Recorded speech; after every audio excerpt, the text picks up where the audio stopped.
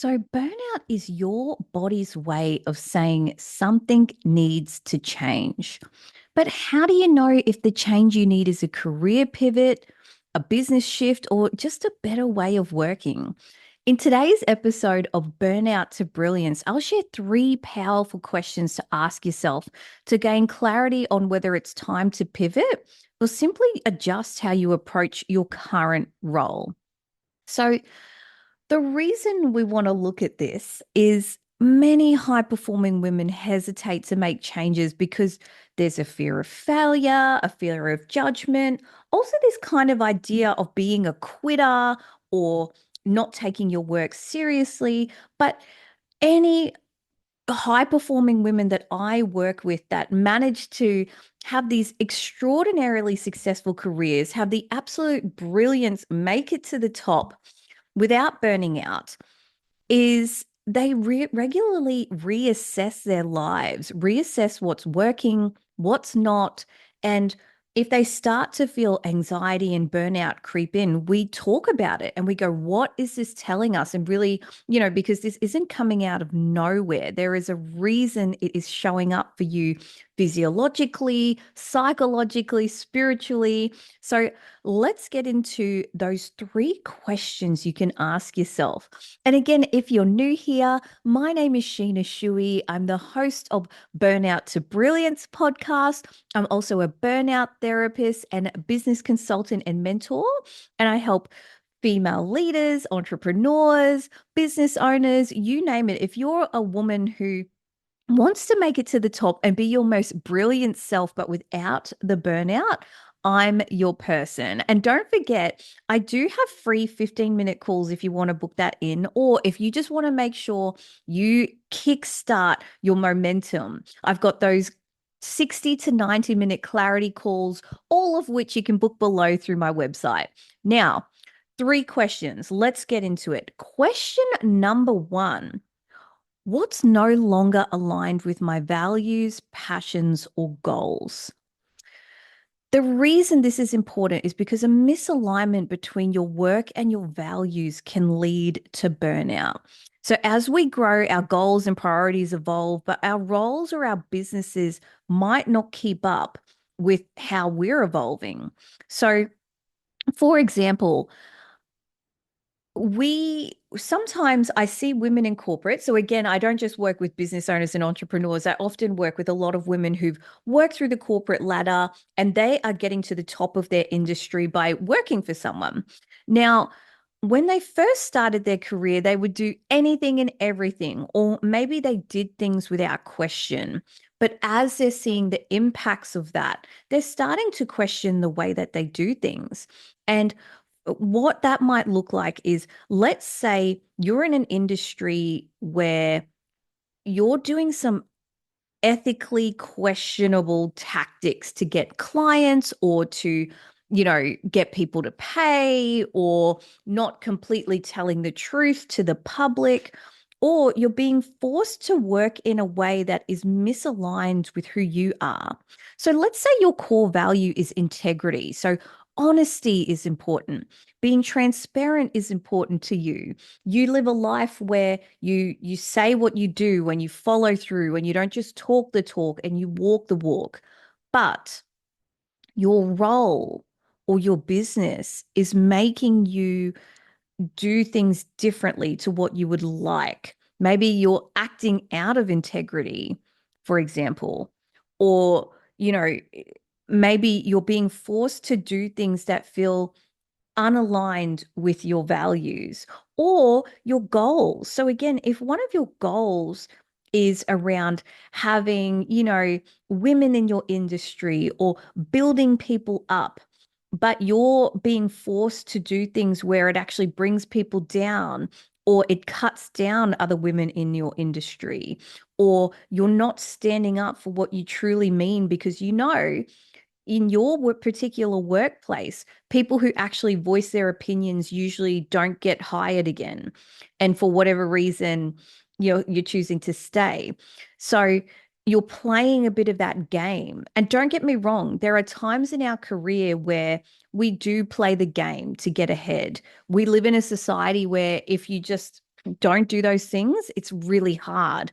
But how much are you willing to sacrifice your values? So just being asking yourself, am I sacrificing my values here, my goals, or am I my priorities out? Like, is work expecting me to sacrifice the time with my kids that I'm never going to get back? You know, things that you're never going to get back are time with your children, how much time you invest in your health and your body, because your kids are going to be around until you pass away when you're old. Your body has to stay healthy, but your work isn't always going to be there. And they will replace you in a hot minute. Even in your own business, I would challenge you to really ask yourself, am I prioritizing the right things right now? So even for myself, I've had to prioritize my health over the last few months. And it does mean I have to work less. And I already work very few hours a day or a week, as many of you know. So I've had to come back even more to make sure, okay, do I take another business meeting or do I work out? Do I create some more content or do I work out? At the moment, I have to choose my health. I have to work out. And that's going to be an ongoing thing. So I'm having to restructure things to make sure that's the priority because my body's got to last me a decent few decades to go, right? So, question number one, what's no longer aligned with my values, passions, or goals? That's a great question to start with if you're questioning pivoting your career or business. All right. Question number two, is this burnout caused by the work itself or the way that I'm working? This is a great question if you're burning out and thinking of a career or business pivot, because a lot of the time people throw the baby out with the bathwater and they go, they're so burnt out by the time I get to them that they go, I don't want to work in this industry anymore. I want a completely new life and new change everything. When actually, when we dive a bit deeper, they actually love what they do. They love the industry they're in. They're passionate about changing that industry. But uh, it's the work, it's the workplace itself that is the issue. So sometimes it can be that the workplace is not conducive to, you know, being the best place for you, or maybe it's not conducive to good mental health, whatever that might be. It doesn't mean that the you have to sort of change careers completely. Maybe it's just the workplace you need to change. Or similarly, is is it that, for me, I have pivoted my business several times and who my ideal clients are. And a big thing around that is that I have had clients who I got incredible results for, who loved what I do, but they burnt me out. I was not enjoying working with them so much. So sometimes it's a pivot of it's not so much what I'm doing, but who my ideal clients are. There's certain types of clients who we know we really get a lot of we get lit up about our zone of genius. And then there's clients who we're good at working with, but don't light us up. That's our zone of excellence where we're good at it and it pays us well, maybe, but it's not necessarily something that, is lighting us up anymore. So also that, but then also, what are the daily habits that you have? Are you overextending yourself? Are you crossing boundaries with clients and with staff? Are you taking a lunch break or working through your lunch break, starting in the morning, finishing at night? Are you going too hard as well? It might not be the industry, but it might be your lack of boundaries around what you're doing. So, just being clear on, is this burnout caused by the work itself or the way that I'm working? Starting to really pick apart, is it the ideal clients that are the issue? Is it the workplace it's the issue? Is it my daily habits around work that are the issue? Is it even the co-workers I have that I just don't get along with this person, or we do not work in the same way? What are the key things here that are causing this. So another thing you can do is audit your workload. So what tasks drain you the most, and can they be delegated to someone else, automated or dropped? And would that bring some joy back into you? So again, a lot of therapists that I work with a lot of people in private practice. They hate invoicing and appointments and all of that.